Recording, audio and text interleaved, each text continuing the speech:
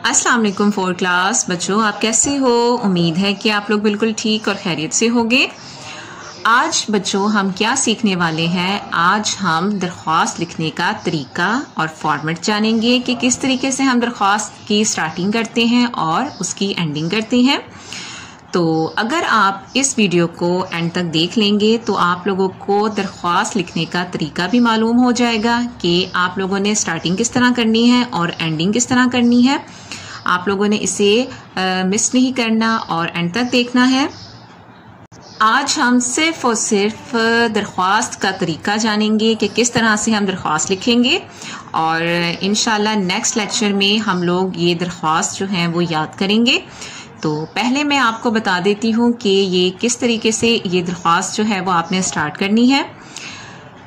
Principal के नाम जुर्माना माफ़ करने के लिए दरख्वास्त, मतलब आपको आप स्कूल नहीं आए हैं जिसकी वजह से आपको जुर्माना हो गया है और आपने उसको माफ़ करवाने के लिए दरख्वास्त लिखनी है। बाखिदमत जनाब प्रिंसिपल साहब शहरी पब्लिक स्कूल फैसलाबाद, मतलब आपने बाखिदमत जनाब प्रिंसिपल साहिब लिखना है और उसके बाद अपने स्कूल का नाम लिख देना है। आप जिस स्कूल में पढ़ते हैं और जिस शहर में आप रहते हैं आपने वो शहर का नाम लिख लेना है। अगर आप प्राइवेट स्कूल में पढ़ते हैं तो प्रिंसिपल साहब के नाम दरख्वास्त होती है और अगर आप गवर्नमेंट स्कूल में पढ़ते हैं तो आप लोगों ने इधर हेडमास्टर लिखना होता है। ठीक है।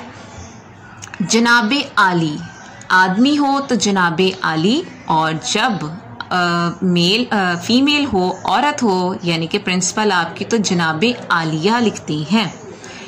गुजारिश है कि मैंने गुज़श्ता माह बावजह ज़रूरी काम 5 छुट्टियाँ की हैं, मतलब मैंने पिछले जो माह थी, पिछले महीने किसी वजह से 5 छुट्टियाँ की जिसकी वजह से 250 रुपये जुर्माना हो गया। कितने जुर्माना हो गया? 250 रुपये। मेरे वालिद साहब गरीब आदमी हैं, वो मेहनत मजदूरी करके हमारी ज़रूरियात पूरी करती हैं। मैं ये जुर्माना अदा नहीं कर सकता या सकती। अगर लड़का है तो सकता, लड़की है तो सकती। बराए मेहरबानी जुर्माना गैर ज़रूरी जो है गैर हाज़िरी माफ़ किया जाए कि अगर मैंने जो छुट्टियां की हैं उसका जुर्माना जो है वो माफ़ कर दिया जाए। और अब देखें अहम बात, ये जो चीज़ है ये हम जो इसका मटेरियल है जो हमने अपने, और अब देखें मेन, अब ये देखें एन नवाजिश होगी, ये देख लिया आप लोगों ने, एन नवाजिश होगी। उसके बाद लिखना होता है अल अर्ज़ और उसके बाद आपका या आपकी फरमाबरदार शागिर्द। ठीक है, फरमाबरदार या ताबेदार शागिर्द आप दोनों लिख सकते हैं और यहाँ आपने अपना नाम नहीं बल्कि अलिफ बे जीम लिखना होता है। ठीक है, तो ये देख लें आप लोगों ने इस तरह से ये दरख्वास्त जो है वो लिखने का तरीका जो मैंने आपको बता दिया है।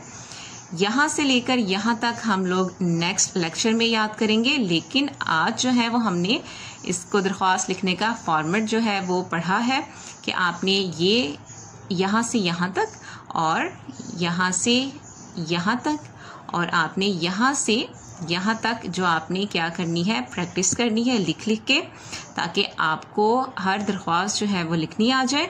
और आज की यहाँ आप डेट लगा लें। आज आपकी डेट क्या है? 25 मई जो आपकी डेट है, आपका आज का ये काम होता है। इंशाल्लाह नेक्स्ट लेक्चर में आपसे मुलाकात होगी। आपने अपना बहुत ख्याल रखना है। अल्लाह हाफिज़।